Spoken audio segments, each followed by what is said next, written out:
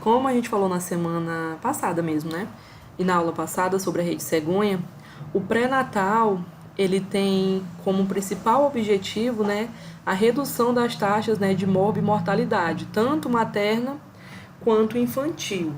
Então, hoje a gente vai estar falando alguns critérios, né, que a gente utiliza para detectar quais são os riscos, né, dessa gestação, quais são os riscos para a mulher, o risco para o bebê, todas essas análises.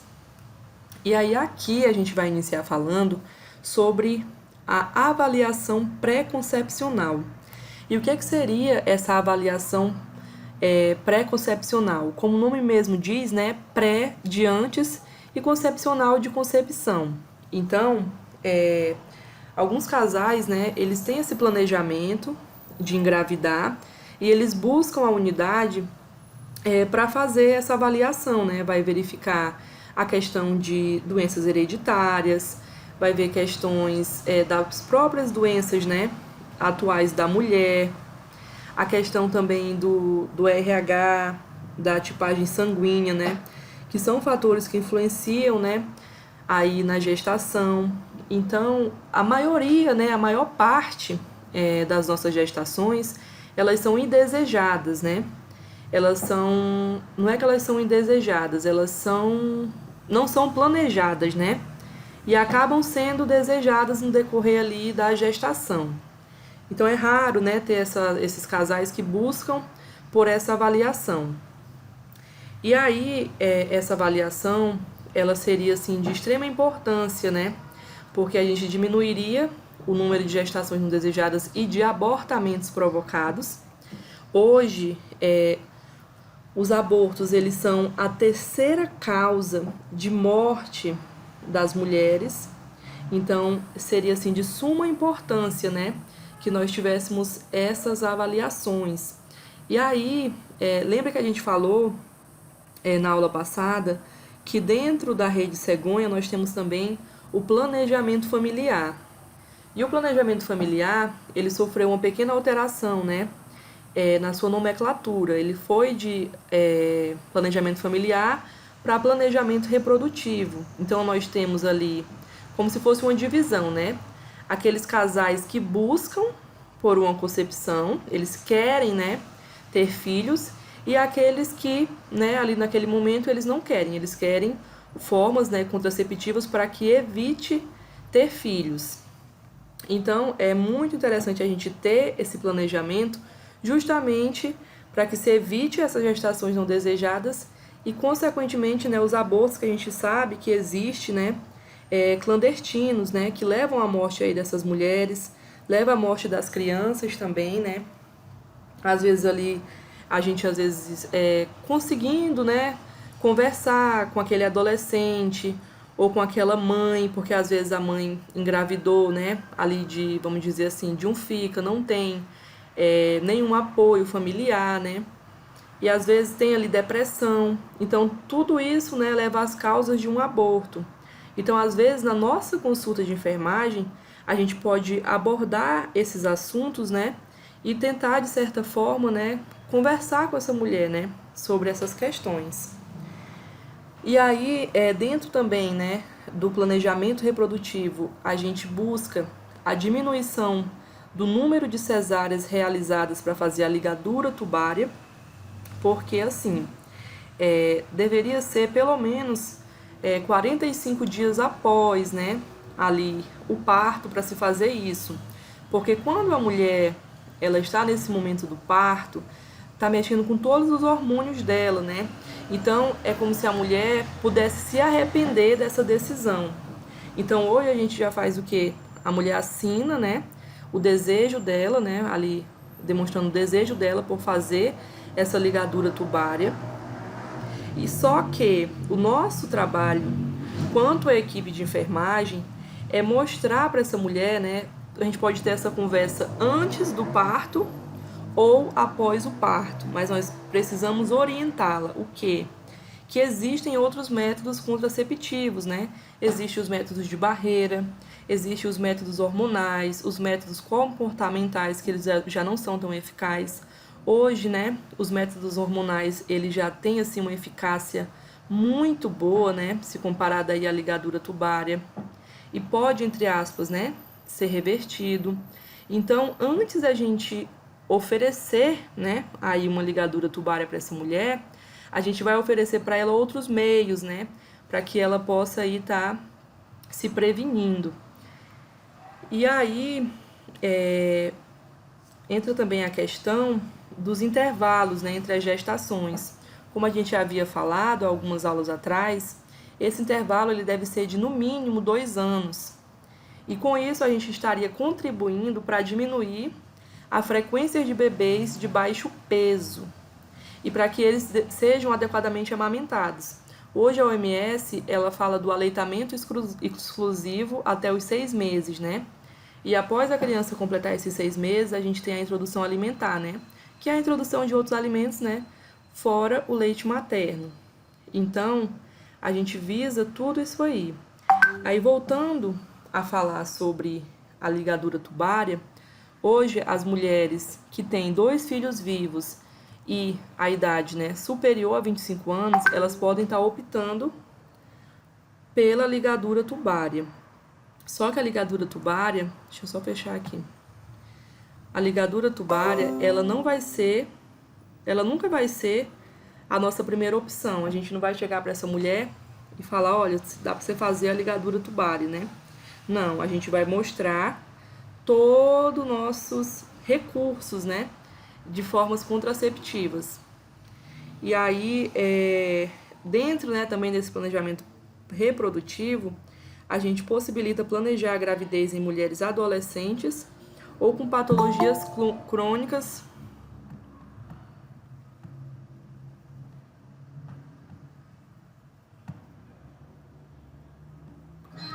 Voltando.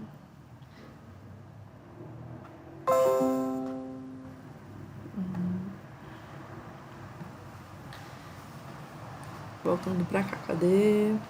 Ah, sim. Ou com patologias crônicas descompensadas, né? Tais como diabetes, cardiopatias, hipertensão, portadoras do HIV, entre outras. Então, a mulher que deseja engravidar, né, e ela tem essas comorbidades, a gente precisa levantar aí todo um planejamento, né, para que seja possível, né, ter aí uma gestação saudável, né, tanto para ela quanto para o bebê. Então, tudo isso aqui gira em torno do planejamento reprodutivo, que faz parte, né, aqui da avaliação pré-concepcional. Então, tudo isso, né, tem que ser conversado ali com o casal que chega até nós para falar, né, do seu desejo ali de engravidar. Então, as atividades envolvidas na avaliação pré-concepcional são as seguintes. A gente vai fazer uma anamnese, um exame físico, a gente já vai aproveitar que essa mulher está lá e fazer um exame ginecológico, né, fazer ali o Papa Nicolau, né, o PCCU. O PCCU, ele é feito uma vez ao ano e nas 2 vezes que o resultado é normal, ele passa a ser de 3 em 3 anos, nesse intervalo. E aí a gente já vai ficar ligada na faixa etária de risco, que são as mulheres de 25 a 64 anos. Então, quando a mulher ela for, né, fazer essa avaliação, a gente já vai aproveitar para fazer também o exame clínico das mamas, né? A gente já estudou e viu que, né, nem sempre ali é necessário, né, fazer uma mamografia, né, uma ultrassom. A gente faz posterior ao exame físico, né, se constatar alguma anormalidade. Vamos investigar também os problemas de saúde atuais e prévios à história obstétrica, são importantes para avaliar o risco gestacional. Identificar situações de saúde que podem complicar a gravidez, como diabetes, hipertensão, distúrbios da tireoide, processos infecciosos, incluindo também aí as DSTs, que não é mais DST, e sim IST, que são as infecções sexualmente transmissíveis. Se ela usa, né, faz uso de medicamentos, se ela fuma, se ela usa álcool, se ela usa aí drogas lícitas ou ilícitas, se tem aí no histórico familiar dela, por exemplo, tem alguém na sua família que teve, né, eclâmpsia, que teve pré-eclâmpsia, teve diabetes gestacional, tem hipertensão, a gente vai fazer aí um levantamento geral, né, da vida dessa mulher, para que a gente possa detectar precocemente quais seriam os possíveis riscos, né? Para que a gente possa se planejar em cima disso. Dentro também aqui da avaliação pré-concepcional, a gente vai estar vendo também o IMC, vai estar pesando essa mulher, vai estar vendo a altura, e aí a gente vai estar fazendo essa soma, né? Que é a razão do peso dividido por altura, e a gente vai ver qual que será o valor, né? E conforme seja o valor, se essa mulher estiver ali em sobrepeso ou até mesmo, né, já em obesidade, a gente tem um grande risco de diabetes gestacional, diabetes mellitus gestacional. Então, a gente já levanta aí, né, quando a gente fizer o IMC, essa hipótese, né? Aí aqui também, né, na história obstétrica é importante registrar o número de gestações anteriores, partos pré-termo, né, que são os partos ali onde as crianças nascem prematuras, né, antes ali das 37 semanas, o intervalo entre os partos, né, tipo de parto, se foi cesárea, se foi normal, peso ao nascer dessa criança, as complicações em gestações anteriores, né, se essa mulher já teve abortos, né, quantos abortos essa mulher já sofreu, se ela teve perdas fetais, a gente tem uma diferenciação, né, as perdas fetais é como se fosse, sabe quando a mulher tá ali grávida, né, sonhando com aquela gestação, às vezes também não, né, e ela vai fazer uma ultrassom e descobre que o bebê, né, está morto. Então a perda fetal seria mais ou menos isso, né. O abortamento a gente já tem ali, né, ele pode ser tanto induzido, né, quanto espontâneo. E aí também tem as hemorragias e malformações congênitas, né? Se as crianças que ela teve, né, teve essas malformações, se nasceu, né, se foi possível nascer, se nasceu vivo, quais foram, né? Tudo isso a gente vai levantar de dados dessa mulher. E aí a gente entra aqui na classificação de risco gestacional, que aí a gente vai ter várias subdivisões desses riscos gestacional. E aí, qual é o objetivo, né? O nosso objetivo sempre vai ser aqui dentro do pré-natal, dentro ali da rede cegonha, a gente reduzir a morbimortalidade materno-infantil. Então, todas as vezes que a gente estiver falando aqui de saúde da mulher, estiver falando de rede cegonha, de pré-natal, também a gente vai estar falando mais para frente sobre também os cuidados com o neonato, né? Ali o parto, tudo isso, a gente sempre vai estar visando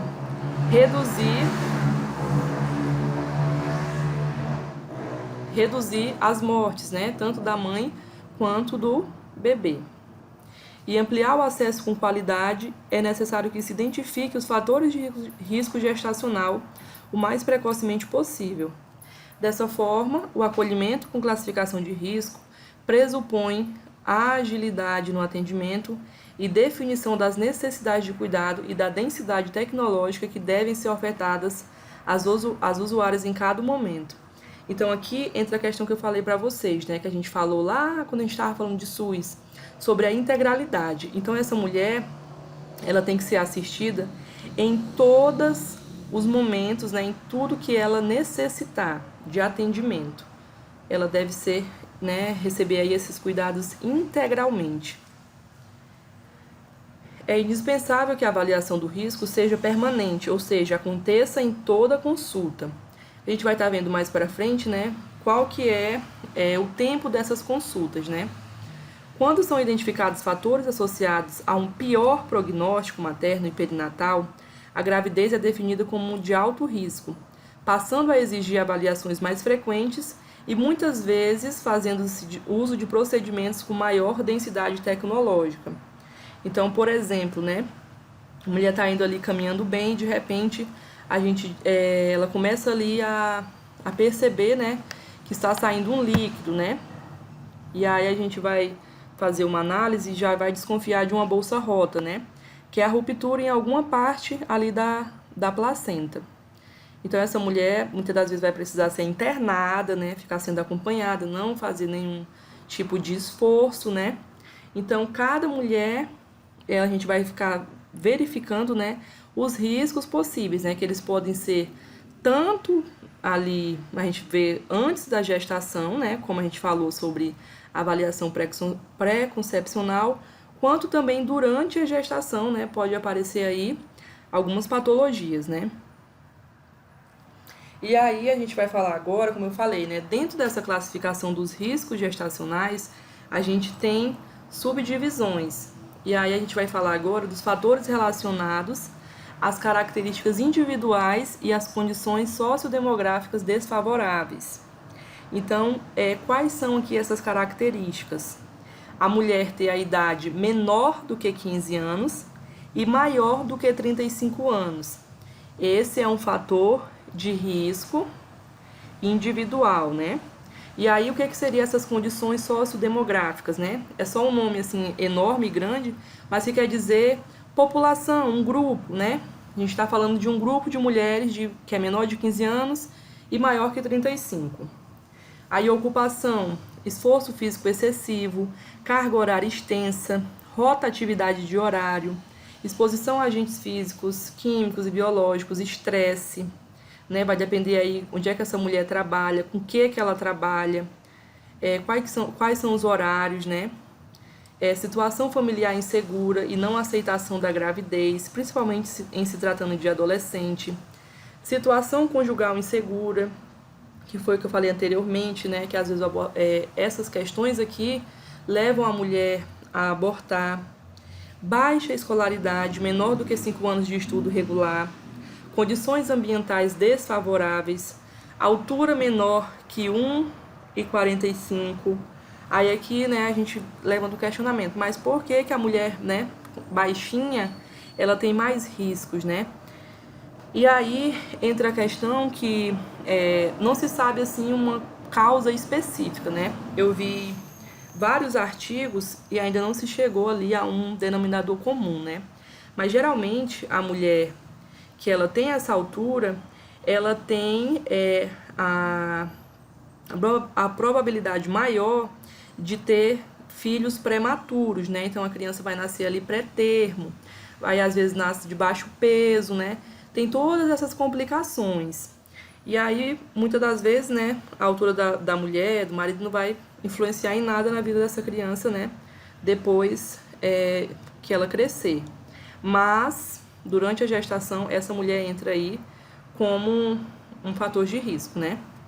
O IMC, que evidencia baixo peso, sobrepeso ou obesidade, lembra que a gente falou, né, há pouco, que na consulta da avaliação pré-concepcional a gente vai fazer, né, aí o cálculo de IMC para ver se essa mulher, qual grupo essa mulher se encaixa, né? E aí, conforme o resultado, essa mulher vai estar aí em risco, né? Se ela tiver baixo peso, sobrepeso ou obesidade. E aí, fatores relacionados à história reprodutiva anterior. A gente tem aí o recém-nascido com restrição de crescimento, pré-termo ou mal formado. Aí vocês estão vendo, né, que a gente tem aqui duas imagens que são o inverso, né? Aqui a gente tem uma criancinha, né, pré-termo. Vocês estão vendo aqui o tamanho da mão, né, da pessoa que está aqui assistenciando essa criança e o tamanhozinho dela, né? Ela está aqui com suporte, né, ventilatório. A gente tem também as síndromes hemorrágicas ou hipertensivas, né?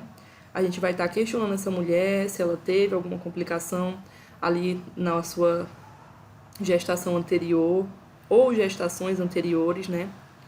Intervalo interpartal menor do que 2 anos ou maior do que 5 anos. Então, a gente tanto vai ter aí, né, esse questionamento de menor quanto que maior. A nuliparidade, né, que aqui não teve nenhum filho, ou a MUT, né, que é 5 ou mais partos, cirurgia uterina anterior e 3 ou mais cesarianas. Aí aqui eu coloquei a macrosomia fetal, né, que aqui já são os bebês que nascem aí com mais de 6 quilos, né.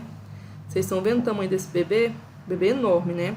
Aqui é um risco enorme desse bebê ter diabetes, né. E aí a gente tem essa diferenciação, né? E tudo isso a gente vai questionar para a mulher, né? Qual o peso da criança dela, da gestação anterior, se foi, né, a termo, pré-termo, pós-termo. E aí, os fatores relacionados às condições prévias, né? A gente tem aí cardiopatias, pneumopatias graves, nefropatias graves também, endocrinopatias, doenças hematológicas, hipertensão arterial. A gente sempre vai estar batendo aí na hipertensão arterial, né? Doenças neurológicas como epilepsia, doenças psiquiátricas que necessitam de acompanhamento, né? Psicose, depressão grave. Aqui entra também, né, que na maioria dessas doenças faz uso, né, de medicamentos. Então a gente tem que ver se essa mulher, alguns medicamentos, né, eles são contraindicados na gestação. Então a gente tem que ver todas essas questões para que a gente veja que não vai haver, né, comprometimento da saúde aí desse feto, né? E também da mãe, né, que não, às vezes não pode, né, parar de tomar esse medicamento. Então a gente vai ver aí se dá para fazer uma substituição, né, por algum medicamento que tanto, né, agregue à mãe quanto ao bebê. Ou se a gente pode fazer o desmame desse medicamento, né, ali durante a gestação. Tudo isso aí vai ter que ser analisado. E aí, como eu falei anteriormente, né, se essa mulher ela tem a dependência de drogas lícitas ou ilícitas, né? As lícitas seria aí, né, os medicamentos que ela tem que fazer uso se ela tiver aquelas patologias, né? Então, qualquer patologia clínica que necessite de acompanhamento especializado. Aí, como eu falei, a gente vai fazer aí toda essa análise, né?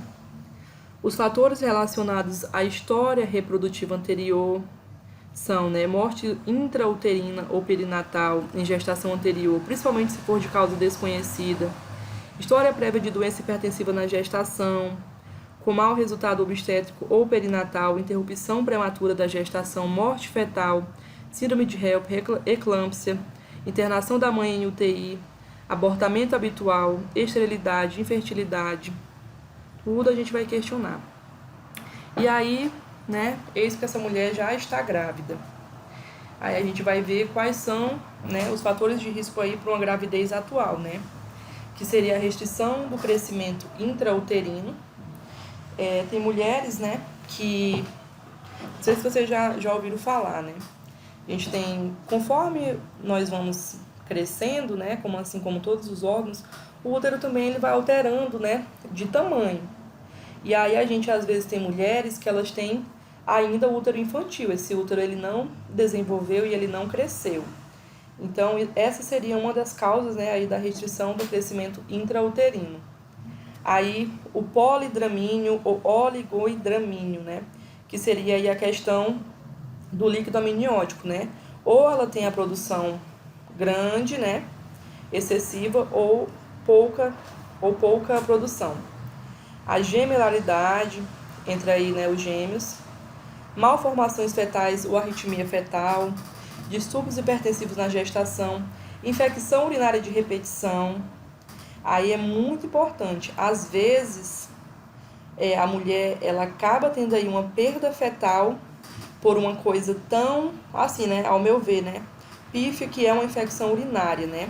Às vezes a mulher tem ali infecções urinárias recorrentes, né?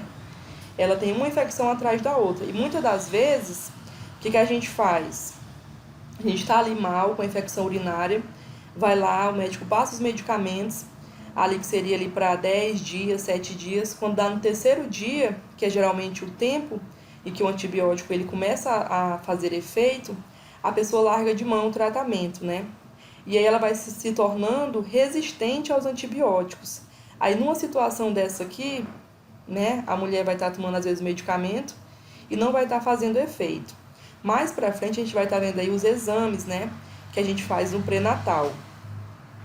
Anemia grave ou não responsiva, a 30, 60 dias de tratamento com sulfato ferroso. Portadores de doenças infecciosas como hepatite, toxoplasmose, infecção pelo HIV, sífilis terciária, ultrassom com malformação fetal e outras DSTs. Infecções como rubéola, citomegalovírus adquiridas na gestação atual. A gente vai ver que tudo isso aqui a gente faz, né, os exames para a gente detectar, né, para poder ver aí quais são os riscos, o que vai dar para a gente fazer, né, se vai dar para entrar com tratamento. Já falei essa parte, infecções.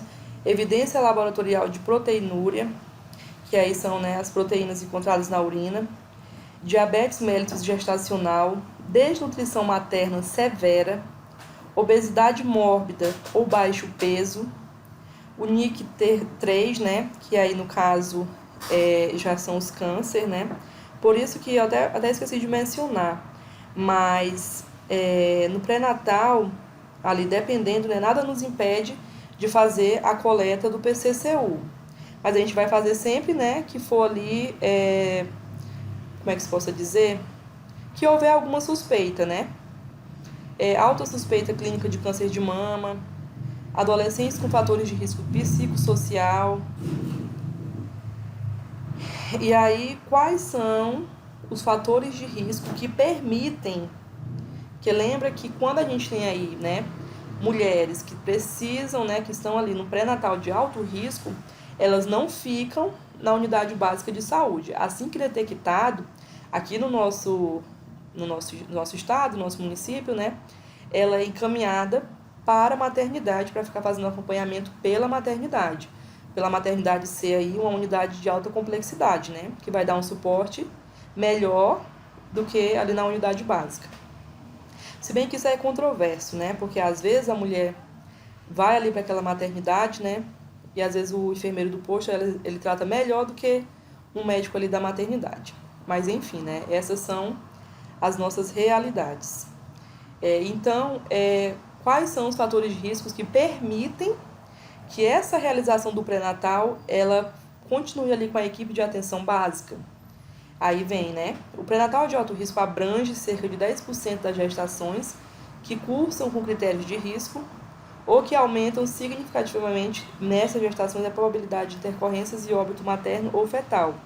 Atenção especial deverá ser dispensada às grávidas com maiores riscos, a fim de reduzir a morbidade e a mortalidade materna e perinatal. Então, a gente vai analisar, né, o que dá para eu tratar aqui no posto, né, continuar com a assistência dessa mulher e o que eu posso mandar aí para a maternidade. Então, a gente sempre vai estar fazendo essa avaliação. Por exemplo, eu fui uma gestante já em obesidade. A obesidade, né, ela é um fator de risco. Porém, eu não tinha, né, hipertensão, não tive diabetes gestacional. Então, a gente vai analisar todos os fatores, né? Eu não tinha ali uma necessidade de ir, né, para uma unidade de alta complexidade. Então, a gente vai sempre estar analisando caso a caso. O que a gente pode tratar na nossa unidade básica e o que a gente precisa, né, com urgência, mandar para outra unidade. E aí a gente vai estar falando sobre os objetivos do pré-natal. Eu peço a vocês só um segundinho. Retornei. Então, quais são os objetivos do pré-natal, né? Acolher a mulher aí desde o início da gestação, a promoção de saúde, prevenção ou detecção precoce de afecções, né? Que são aí, como eu falei para vocês, possíveis, né? Comorbidades, patologias, né? Riscos ali para a mulher e para o seu bebê. E a melhor qualidade de vida e cidadania plena. Aí vamos lá. Deixa eu beber mais um pouquinho de água. Aqui é tipo um fluxograma, né? Mostrando. A gente tem aqui atraso menstrual com exposição a risco de gestação. Aí lembra que a gente falou lá, né, sobre o diagnóstico de gravidez, né, as probabilidades, sinais de certeza. Então, depois que a gente confirmou aqui, né, resultado positivo, a gente vai solicitar os exames de rotina, que a gente vai estar vendo mais pra frente quais são. O pré-natal, essa mulher já vai ser encaminhada aí para a primeira consulta do pré-natal, aconselhamento pré-exames, se for de baixo risco, né, a inserção no CIS pré-natal, se for de alto risco também. Se o resultado for negativo, né, dos exames, a gente vai repetir o teste de urina após 15 dias de atraso, com a primeira urina da manhã, e assim também no exame de sangue, né? Lembra que a gente falou sobre os TIGs, né? TIG é o teste, acho que é o teste de hemoglobina da gestação, é algo assim, que são os testes de gravidez, né? Que ele tanto pode ser o teste rápido ali de urina, como ele pode ser também, né, ali o teste laboratorial, né, que já seria ali a coleta do sangue.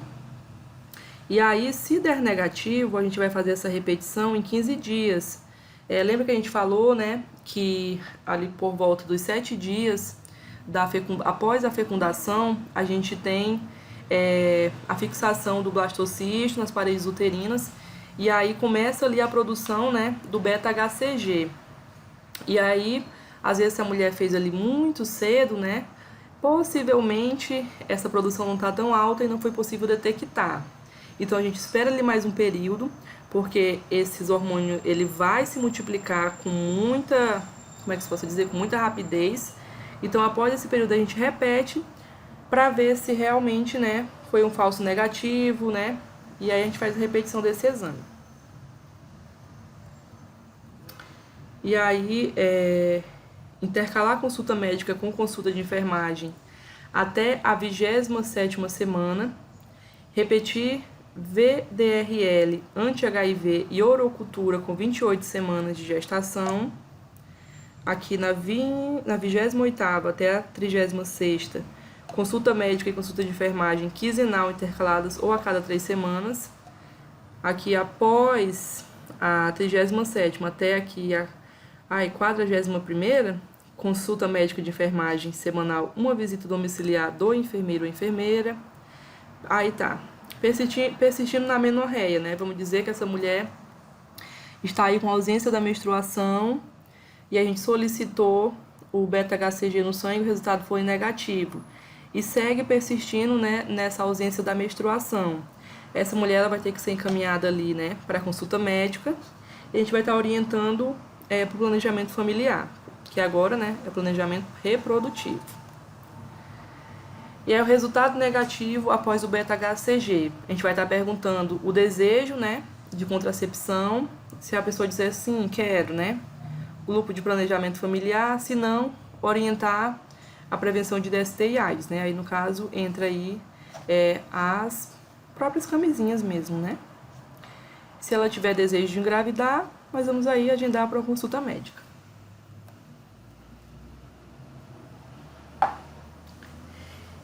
Atenção baseada em evidências. O uso consciente, criterioso e explícito das melhores evidências atuais para tomar decisões sobre atendimento a pacientes individuais.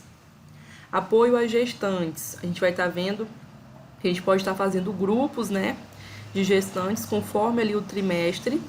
A gente tem aí o primeiro, segundo e terceiro do trimestre. A gente vai estar fazendo grupos, né, que sejam de acordo com cada trimestre, né, ali falando para ela como é que está o desenvolvimento do bebê, quais são os cuidados que ela deve ter nesse trimestre.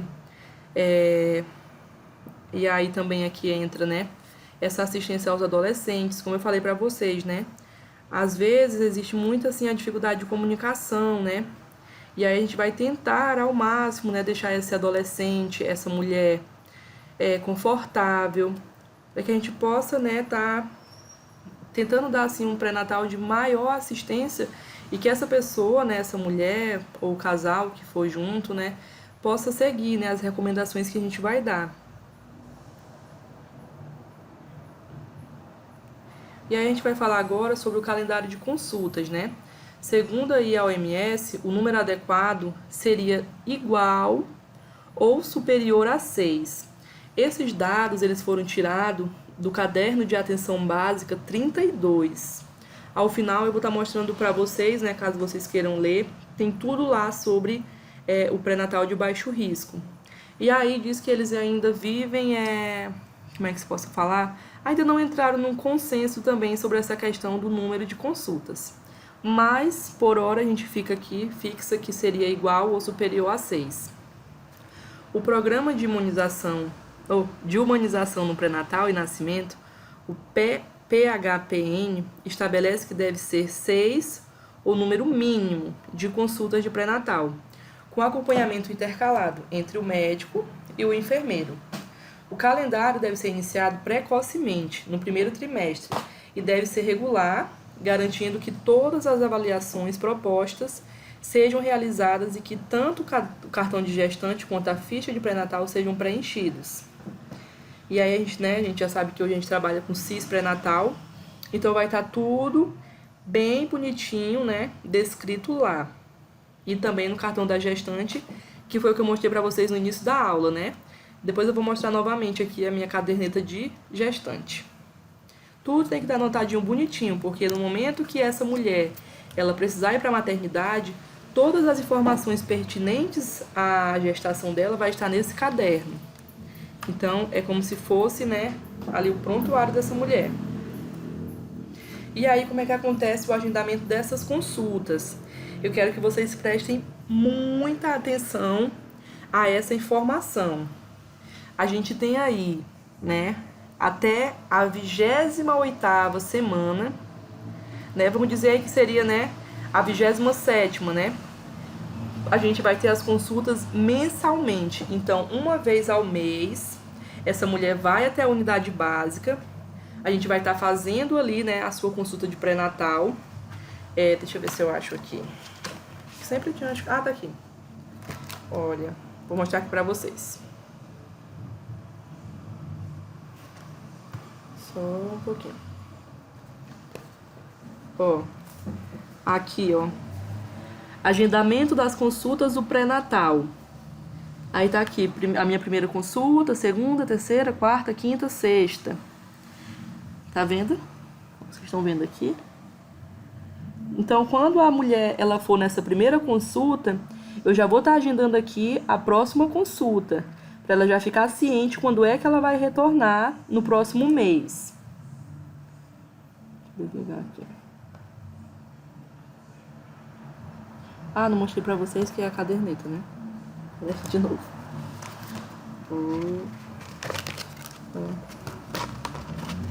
A minha eu coloquei assim porque estava toda se acabando.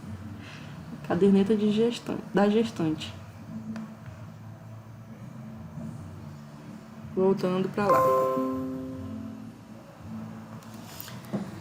E aí, deve ser tudo agendado, como eu falei, né?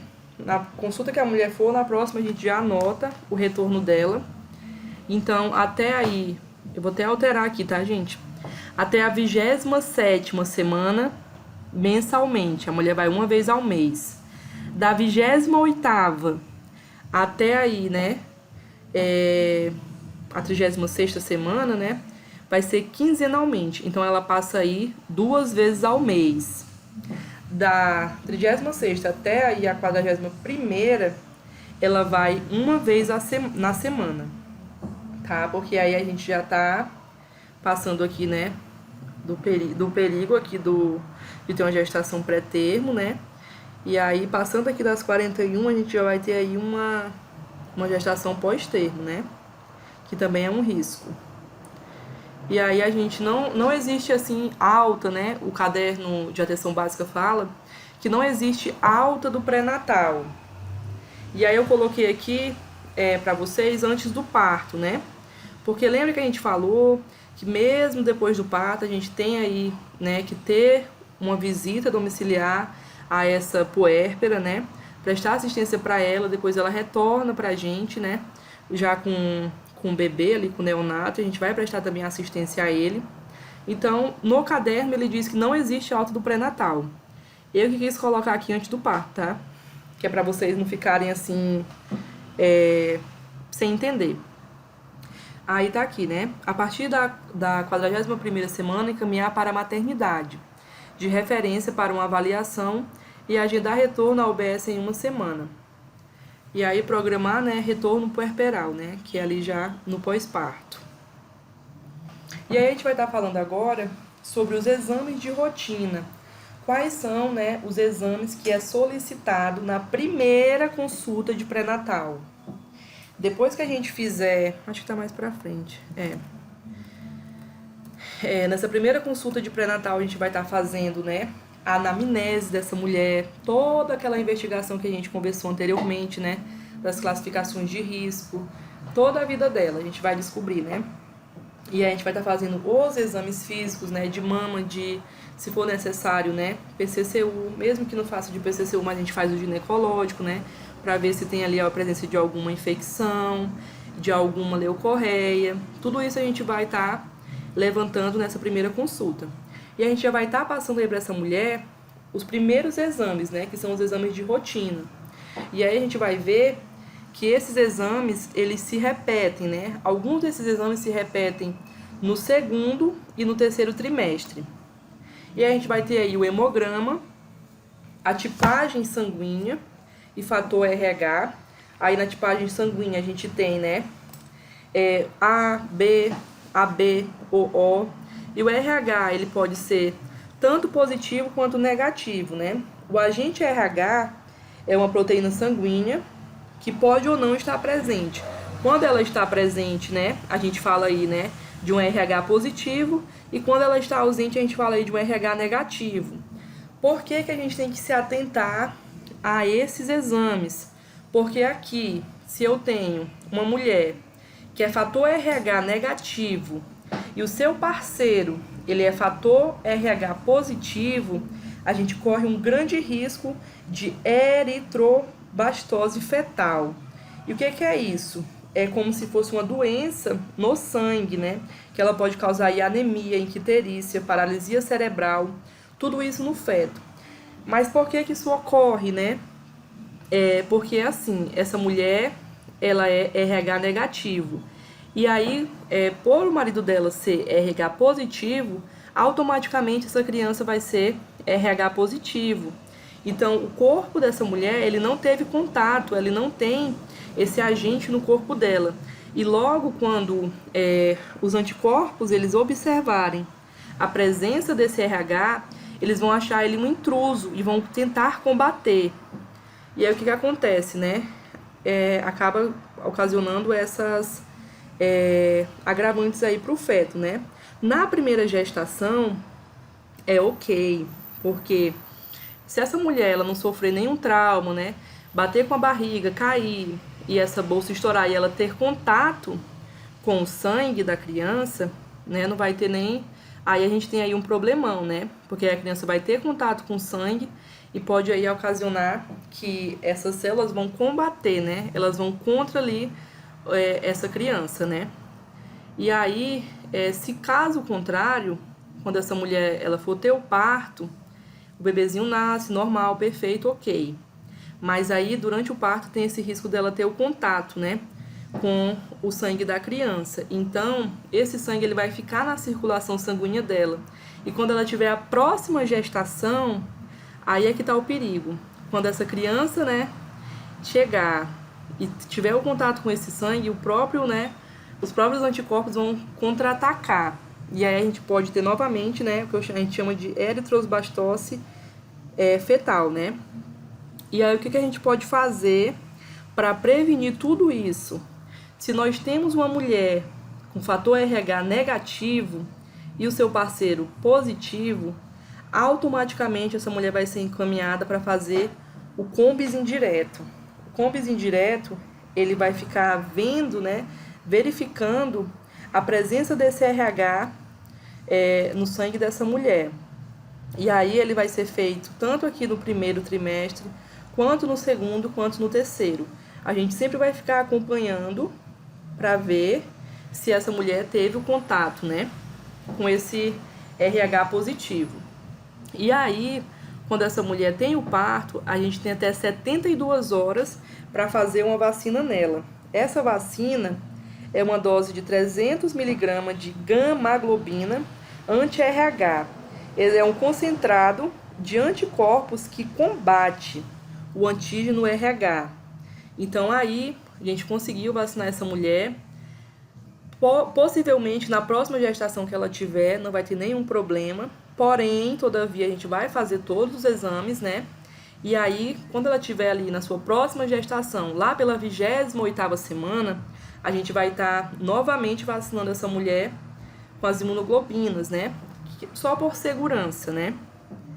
Então, é por isso que nós pedimos esse exame, para que a gente possa detectar precocemente e já agir, né? Para que essa criança ela não sofra, né, nenhum agravo. Aí a gente tem os testes rápidos para sífilis e também, os VDRL.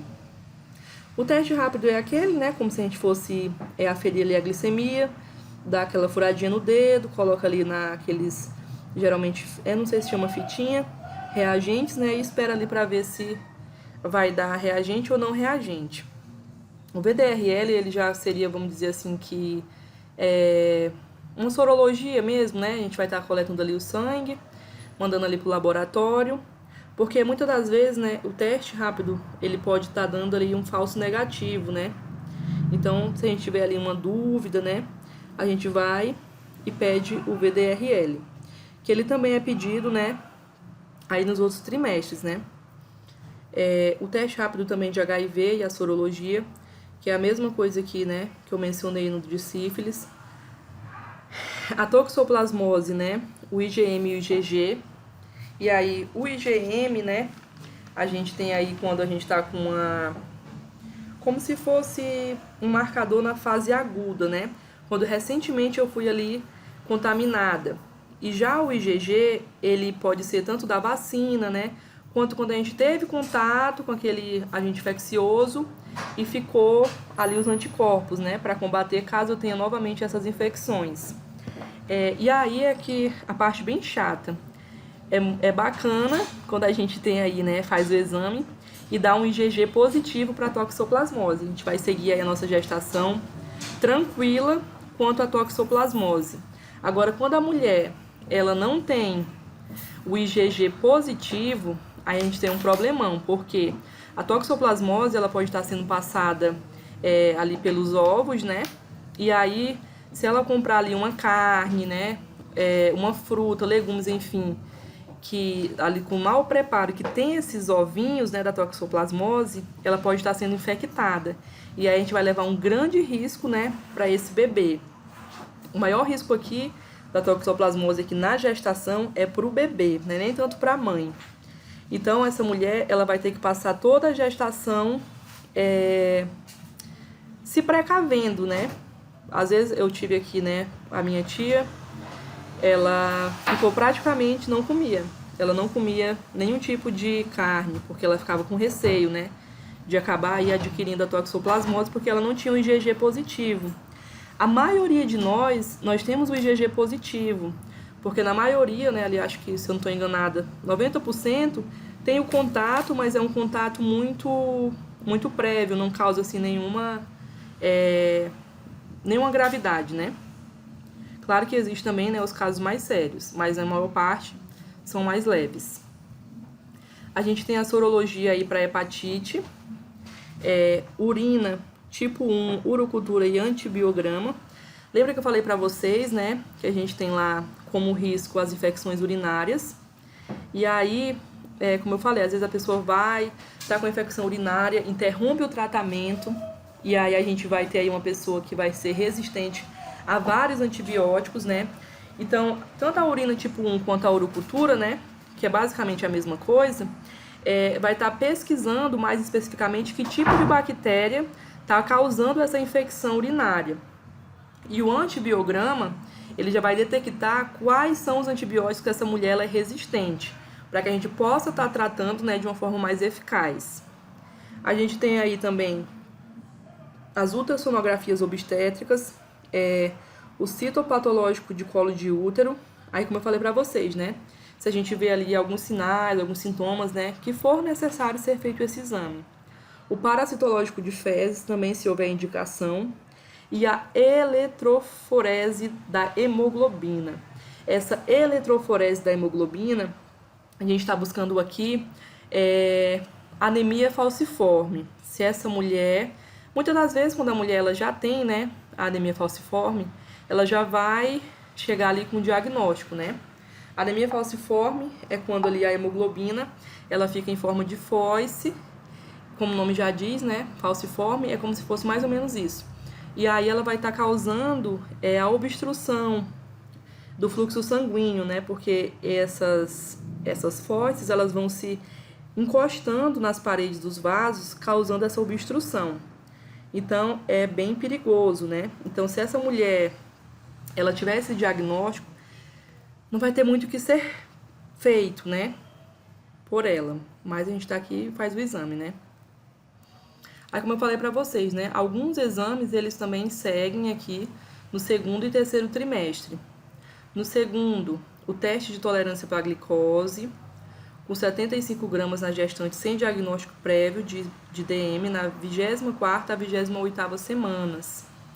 Aí esse testezinho aqui é aquele que a gente toma, né, o líquido ali, a glicose, espera ali um momento, faz o exame, toma de novo, faz o exame.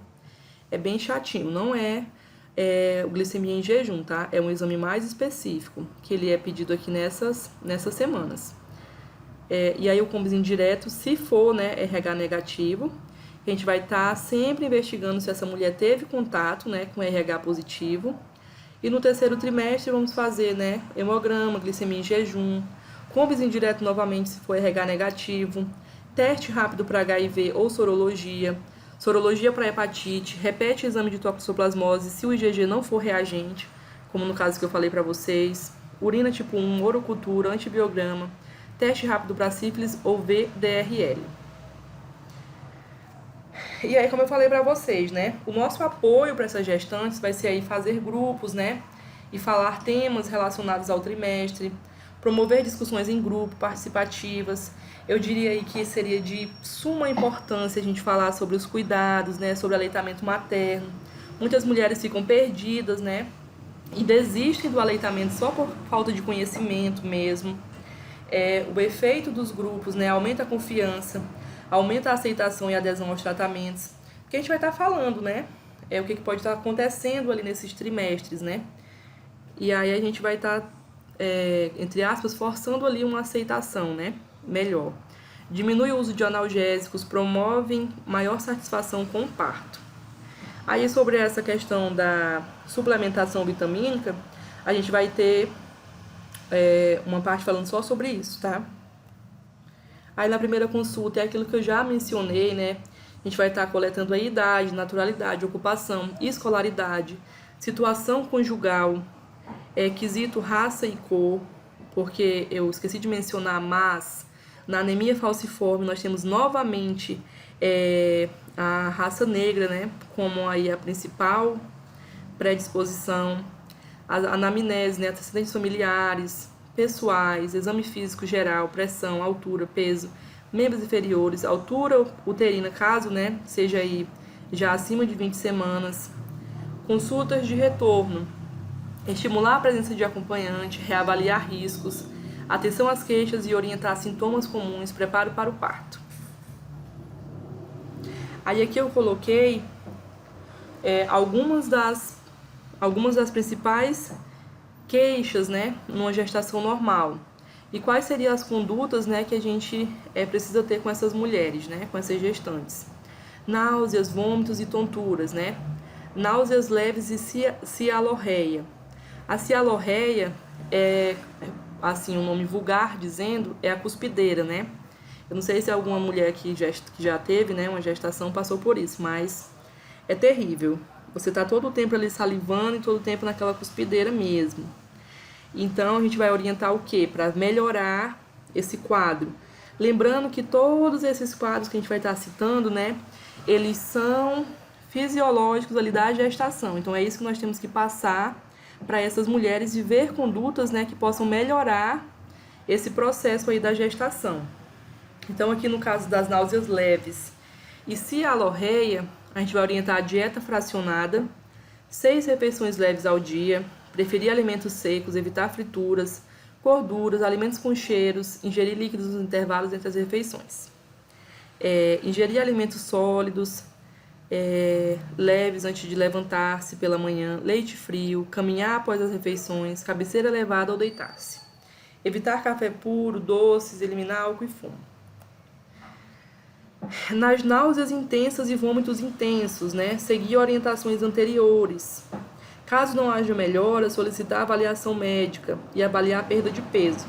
Aqui, né, nos vômitos intensos, a gente poderia até citar a hipermerese gravídica, né, que é aquela onde a mulher, ela vomita, ela não consegue nem comer e nem beber. Tudo que ela come, tudo que ela bebe, ela vomita, ela não consegue, né, ali segurar o alimento.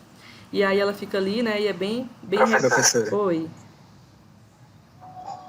Minha Minha irmã irmã teve teve hiperemese hiperemese gravídica da gravídica da última última gestação dela gestação dela agora. agora. Ela Ela teve. teve, Foi foi mais mais intensa até intensa o até o terceiro terceiro mês, mês, Isso. né? Até o né? Até o terceiro terceiro, turno, até o até o primeiro primeiro trimestre. trimestre, Foi foi bem bem intenso, tenso, né? É, Tanto né? que ela Tanto que teve ela que teve que ficar. ficar, Ela ela vivia numa vivia numa maternidade, né? maternidade, né? é desse Assim, jeito Assim, ficava em mesmo. ficava em observação, observação, voltava. voltava, Não não segurava segurava nada assim nada assim mesmo no mesmo no estômago. Se estômago. ela Se ela bebia uma bebia uma água, água, era era questão de questão de tempo. tempo, de Diminuiu se minutos ela, ela, né, né, Vomitava, né? provocava um provocava um vômito. vômito. Não Não aguentava aguentava nada. Aí nada. ela Aí ela teve que teve que tava se tava se alimentando, alimentando, né, né, por meio por da meio da sonda. sonda. Colocaram uma Colocaram uma sonda nela sonda para nela ver para se ver se ela se se alimentar. E alimentar. até E até desidratada ela desidratada ela ficou. ficou. É exatamente. Era isso que eu ia falar pra vocês, né? A questão do vômito intenso, ela é muito grave, porque no vômito a gente está perdendo aí eletrólitos, né? A gente está perdendo minerais, e dentro desses eletrólitos a gente está perdendo aí magnésio, está perdendo potássio, cálcio, sódio, entre outros, né? Então isso é muito sério, porque a gente, vamos lembrar que a gente está aí, né, tentando sustentar essa mulher e agora, né, o feto, como nosso colega falou. A hipermerese, ela é mais presente, mais frequente no primeiro trimestre, né, que é ali os 3 primeiros meses. Mas tem mulheres que se arrastam aí ao longo da gestação. Então a gente precisa, né, caso nada ali tenha melhorado essa situação, encaminhar aí para o médico, encaminhar para a maternidade, porque essa mulher vai precisar aí de uma reidratação, né? Também ali do soro. No caso aí da irmã do nosso colega, foi necessário colocar aí uma sonda, né? Para ver se ela conseguia se alimentar.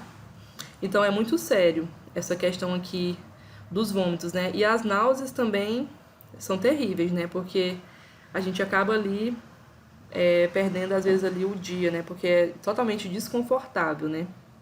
E aí às vezes não tem Dramin que passe essa náusea. E aí cólicas, flautulência e obstipação intestinal. Geralmente as cólicas, né, elas são comuns, né?